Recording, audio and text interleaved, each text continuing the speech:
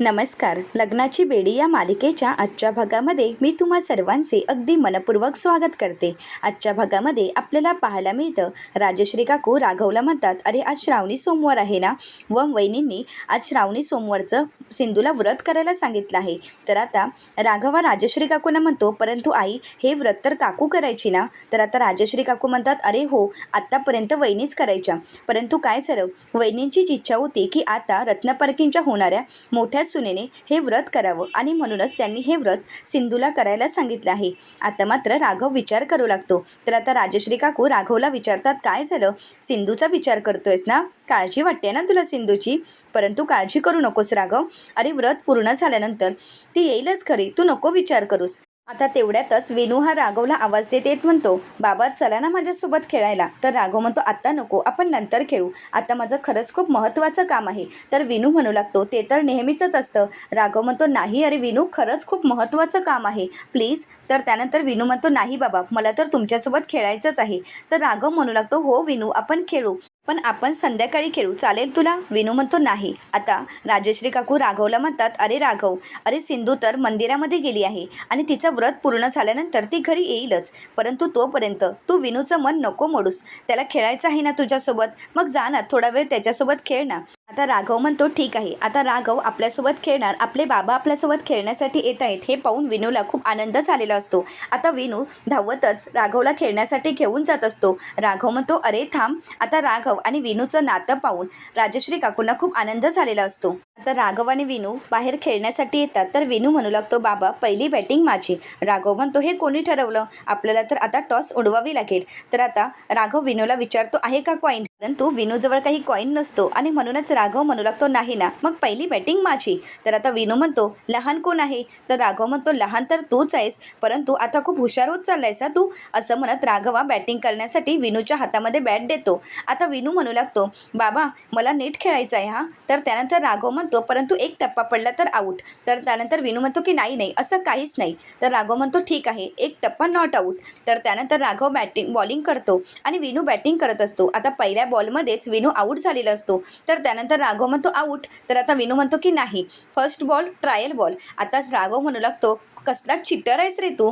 तर त्यानंतर राघव आणि विनू खेळत असतात. आता हे दृश्य मधू पाहते आणि मधू खुश होते. आता मधू ही मनाशीच म्हणू लागते, आज श्रावणी सोमवार, म्हणजेच आता राघव आणि माझ्या लग्नाला काहीच दिवस बाकी आहेत, मग आज या श्रावणी सोमवारची पूजा राघवसोबत मीच करणार, असं म्हणत मधू ही मनातून खूप आनंद व्यक्त करत असते. तर दुसरीकडे पाहायला मिळतं, रुक्मिणी काकूने सांगितल्याप्रमाणे सिंधू ही श्रावणी सोमवारचं व्रत करत असते. तर आता हे दृश्य रुक्मिणी काकू आणि ऋतुजा बाहेरूनच पाहत असतात. त्यांना सिंधूची मजा घ्यायची असते. तर इकडे सिंधू ही हवन कुंडामध्ये आहुती टाकत असते, परंतु जसजशी आहुती टाकत असते आणि जसजशी अग्नी पेट घेत असते तसा धूर वाढू लागलेला असतो. आता मात्र सिंधूला खूप त्रास होत असतो. सिंधूला खोकला चालू झालेला असतो. आता ते पाहून ऋतुजा आणि रुक्मिणी काकूंना खूप आनंद झालेला असतो. आता सिंधूला त्रास चालू झालेला असतो, परंतु एवढाही त्रास होत असताना सुद्धा सिंधू ही आपल्या व्रतामध्ये खंड पडू देत नसते. ती मनापासून व्रत पूर्ण करत असते. तर दुसरीकडे पाहायला मिळतं, मधू ही राघवला आठवण करून देत म्हणते, राघव आज श्रावणी सोमवार आहे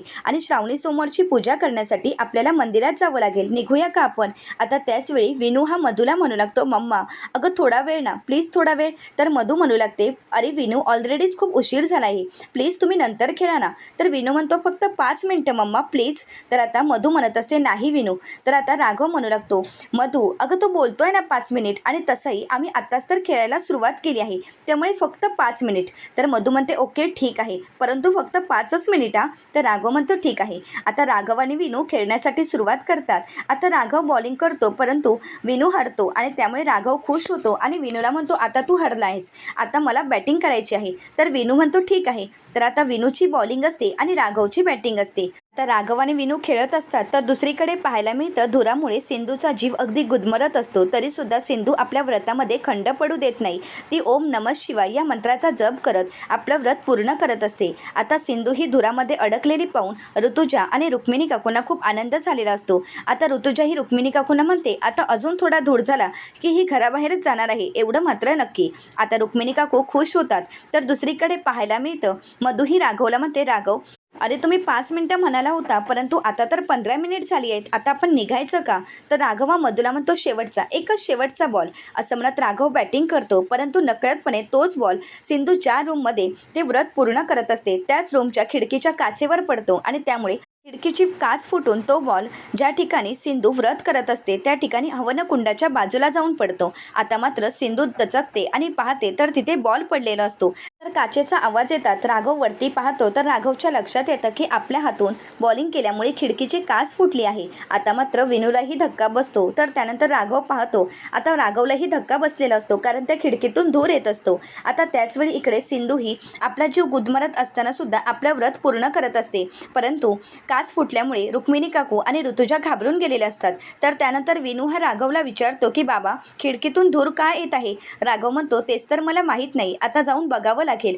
आणि म्हणूनच राघव मधूला म्हणतो की विनूला रूममध्ये घेऊन जा. आता मधूही विनूला रूममध्ये घेऊन येते. तर इकडे राघव खिडकीतून धूर का येत आहे हे पाहण्यासाठी रूमच्या दिशेने येत असतो. तर दुसरीकडे पाहायला मिळतं ऋतुजा काकू घाबरूनच रुक्मिणी काकूंना म्हणतात आणि साहेब इथून निघा, नाहीतर आता इथे राघव येईल. आता राघव येईल या भीतीनेच रुक्मिणी काकू आणि ऋतुजा तिथून निघून जातात. आता त्याचवेळी तिथे राघव येतो आणि राघव पाहतो तर आता कृष्णाही आतमध्ये असते. आता राघवला धक्काच बसतो. आता राघव दरवाजा उघडतो आणि आतमध्ये येऊन पाहतो तर कृष्णाला त्रास होत असतो. आता सिंधूचा जीव अगदी त्या धुराने गुदमरून गेलेला असतो. सिंधूला खूप त्रास होत असतो. ते पाहून राघवा सिंधूला आधार देत म्हणतो कृष्णा सावर स्वतःला, कृष्णा भानावर ये. आणि त्यानंतर राघवा सिंधूला पाणी पिण्यासाठी देत असतो, परंतु सिंधू काही पाणी पिण्यासाठी तयार नसते. ती खुणावूनच राघवला म्हणत असते की माझं व्रत पूर्ण झाल्याशिवाय मी पाणी पिणार नाही. राघव म्हणत असतो कृष्णा प्लीज वेडेपणा करू नकोस, अगोदर पाणी पिऊन घे. परंतु सिंधू काही पाणी पिण्यासाठी तयार नसते. राघव नंतर पाहतो तर सिंधू बेशुद्ध पडलेली असते. आता राघव तिच्या डोळ्यावर पाणी मारत तिला उठवतो आणि म्हणू लागतो कृष्णा प्लीज इथून बाहेर चल. परंतु सिंधू काही तिथून उठायला तयार नसते. तर राघव म्हणू लागतो तू वेडी आहेस का? अगं तुझी परिस्थिती बघ ना, आणि अशा परिस्थितीमध्ये तुझ्या 3 जपमाळ पूर्ण होणार आहेत का? परंतु सिंधू मात्र तिच्या हट्टालाच पेटलेली असते. आता राघव म्हणू लागतो थांब ठीक आहे. आता राघव सिंधूचा हात हातात पकडतो. आता नकळतपणे राघव आणि सिंधू एकत्र श्रावणी सोमवारचं व्रत पूर्ण करत असतात. आता तेवढ्यातच तिथे मधू येते. आता राघवला कृष्णासोबत श्रावणी सोमवारचं व्रत करत असताना मधू पाहते. आता मात्र मधूला धक्काच बसतो. आता त्याचवेळी तिथे रुक्मिणी काकू, ऋतुजा आणि रेश्मा येतात. आता त्या सर्वांनाही धक्का बसतो कारण राघव आणि सिंधू एकत्र मिळूनच महादेवांच्या पिंडीवर दुधाचा अभिषेक करत असतात. आता राघव आणि सिंधू एकत्र व्रत पूर्ण करत आहेत हे पाहून रुक्मिणी काकू आणि ऋतुजा एकमेकींकडे पाहू लागतात, कारण रुक्मिणी काकू आणि ऋतुजाने केलेला प्लॅन फसलेला असतो. आता राघव आणि सिंधू या दोघांनी एकत्र मिळूनच महादेवांच्या पिंडीवर दुधाचा अभिषेक केलेला असतो. आता अभिषेक करून झाल्यानंतर राघव आणि सिंधू एकत्र मिळून अग्निकुंडामध्ये हवनकुंडामध्ये आहुती अर्पण करत असतात. आता ते पाहून मधूचा जळफळाट होत असतो. आता मधू मनाशीच म्हणते की यावेळीच्या श्रावणी सोमवारचं व्रत मी आणि राघव एकत्र करणार होतो, परंतु हा काय प्रकार आहे? प्रत्येक वेळी मी राघवसाठी काहीतरी करायला गेले तर मध्ये अडचणी काय येतात माझं मलाच कळत नाही. आता मात्र मधू विचार करू लागते की असं का घडत आहे. आता मात्र मधूला, रुक्मिणी काकू आणि ऋतुजाला सगळ्यांनाच राघव आणि सिंधूचा खूप राग आलेला असतो. सर्वजण राघव आणि सिंधूकडे रागाने पाहत असतात, परंतु राघव आणि सिंधू आपल्या पूजेमध्ये खंड न पडू देता आपलं श्रावणी सोमवारचं व्रत एकमेकांच्या साथीने पूर्ण करत असतात. आता ऋतुजा रुक्मिणी काकूंना म्हणते वहिनी साहेब तुमचा डाव तुमच्यावरच उलटला. आता मात्र रुक्मिणी काकूंना ऋतुजाचा खूप राग आलेला असतो आणि म्हणूनच रुक्मिणी काकू ऋतुजाला म्हणतात तू गप्प बसा. आता मात्र ऋतुजा म्हणू लागते मी गप्पच आहे वहिनी साहेब. आता राघव आणि सिंधू व्रत पूर्ण करत असताना सिंधू ही ओम नमः शिवाय या मंत्राचा जप करत असते, तर राघवही तिच्यासोबत त्या मंत्राचा जप करत असतो. हे पाहून रुक्मिणी काकूंना खूप राग येत असतो. तर रुक्मिणी काकूंचा डाव त्यांच्यावरच उलटल्यामुळे रुक्मिणी काकूंचा खूप जळफळाट होत असतो. तर रागानेच राघव आणि सिंधूकडे पाहू लागतात. तर राघव आणि सिंधू या दोघांनी मिळून हे श्रावणी सोमवारचं व्रत पूर्ण केलेलं असतं. तर त्यानंतर राघव हा सिंधूला म्हणतो कृष्णा चल, परंतु त्याच वेळी सिंधू ही पुन्हा एकदा बेशुद्ध होते. तर राघव तिथे असलेलं पाणी घेऊन पुन्हा एकदा तिला शुद्धीवर आणत म्हणतो कृष्णा आता चल, तुला खूप त्रास होत आहे. आता सिंधूचं व्रत पूर्ण झाल्यामुळे सिंधू ही राघवसोबत जाण्यासाठी तयार होते. आता राघव हा सिंधूला सावरतच तिथून घेऊन जात असतो, परंतु त्याच वेळी सिंधू ही राघवला म्हणते 1 मिनिट. आता रुक्मिणी काकू तिथून रागानेच निघून जात असतात, परंतु त्याच वेळी सिंधू ही रुक्मिणी काकूंचा हात पकडते आणि त्यांना थांबवत म्हणते, फडफड आपण हे चॅलेंज जिंकलो आहोत. आता मात्र रुक्मिणी काकू शांतच होतात, परंतु राघवच्या सगळं काही लक्षात आलेलं असतं. आता मात्र राघवला धक्काच बसतो. राघव रुक्मिणी काकूंना म्हणतो, काकू खरंच?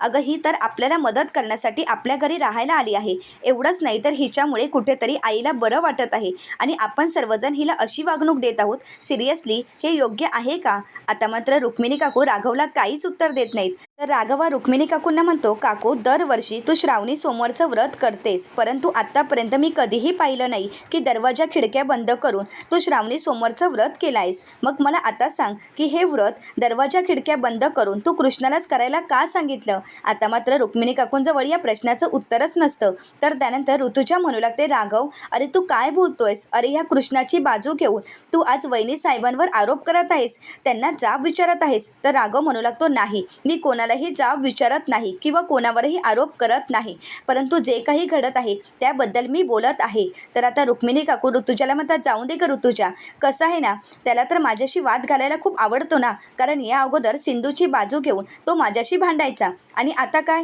आता तर कृष्णाची बाजू घेऊन भांडत आहे, कारण त्याच्या डोळ्यावर प्रेमाची झापड आहे आणि जोपर्यंत ही झापड बाजूला होत नाही तोपर्यंत तो काही आपलं ऐकून घेणारच नाही. आता तर काय, या चोरटीच्या प्रेमाची झापडं आहेत ना त्याच्या डोळ्यावर. तर आता राघव मोठ्यानेच म्हणतो, चोरटी म्हणू नकोस तिला. तर आता रुक्मिणी काकू राघवला म्हणतात, का चोरटी नाही आहे ती? तर राघव रुक्मिणी काकूंना उत्तर देत म्हणतो, ती बाहेर काय करते, कुठे चोरी करते याच्याशी आपलं काही देणं घेणं नाही, परंतु आता मला एका प्रश्नाचं उत्तर द्या. ज्या दिवसापासून ती आपल्या घरामध्ये राहायला आली आहे त्या दिवसापासून आपल्या घरातलं काही चोरीला गेलं आहे का?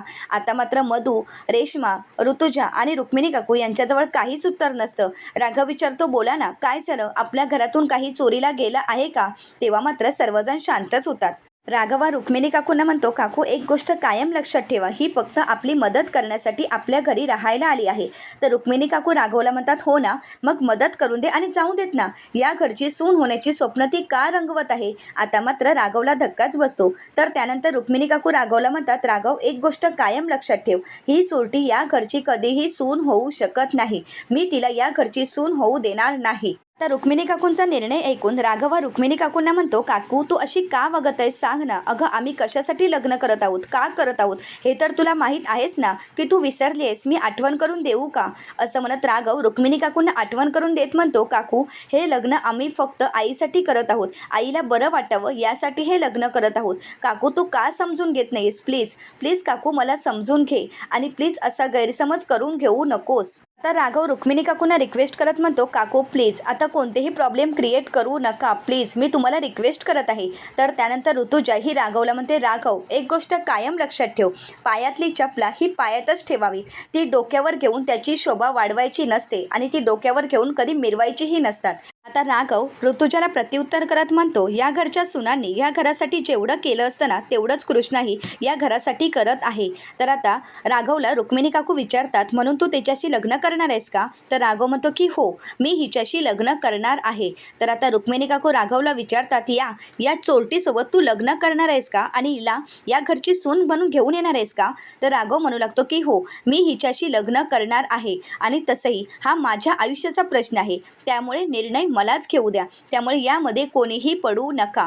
तर आता रुक्मिणी काकू राघवला विचारतात, या चोरटीसाठी तू घरातल्या प्रत्येकाचं वाकडं घेणार आहेस का? तर राघव म्हणू लागतो की हो, कारण मला माझ्या आईची आणि माझ्या आयुष्याचा विचार करावा लागणार आहे आणि म्हणूनच मी कृष्णासोबत लग्न करणार आहे, त्यामुळे प्लीज प्लीज कोणी यामध्ये पडू नये अशीच माझी रिक्वेस्ट आहे. आता राघव रुक्मिणी काकूंना काही बोलणारच, परंतु त्याचवेळी कृष्णाही चक्कर येऊन पडत असते आणि म्हणूनच राघवा तिला सावरत असतो. आता राघव कृष्णासोबत लग्न करणार हा राघवचा निर्णय ऐकून मधूला तर धक्काच बसतो. तर त्यानंतर कृष्णाही चक्कर येऊन पडत असते आणि म्हणूनच राघव तिला उचलतो आणि रुक्मिणी काकू ऋतुजा आणि मधूच्या समोरूनच तिला रूममध्ये घेऊन जातो. आता हे सर्व पाहून मधूला धक्का बसतो, ती रागानेच राघवकडे पाहू लागते. तर दुसरीकडे पाहायला मिळतं की राघवा सिंधूला रूममध्ये घेऊन येतो. तर राघव सिंधूच्या बाजूला बसूनच सिंधूची काळजी घेत असतो। आता राघव सिंधूची काळजी घेत असताना राघवला जुने दिवस आठवू लागतात।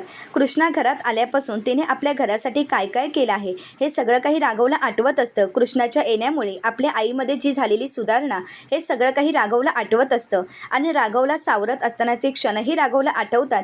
राघवने ज्या दिवशी ड्रिंक केलेली असते त्यावेळी सिंधूनेच राघवला सावरलेलं असतं। तर एके दिवशी राघव उपाशी ऑफिसला गेलेला असतो तर सिंधू खोटं बोलून राघवला घरी बोलावून घेते आणि त्यानंतर राघवला जेवायला देते। राघव विचारतो, तू मला फोन का केला होतास? तर ती म्हणू लागते की तू सकाळपासून काहीच खाल्लं नव्हतं आणि म्हणूनच मी तुला कॉल केला होता। आता राघवच्या लक्षात येतं की सिंधूने म्हणजेच कृष्णाने आतापर्यंत आपली किती काळजी घेतली आहे।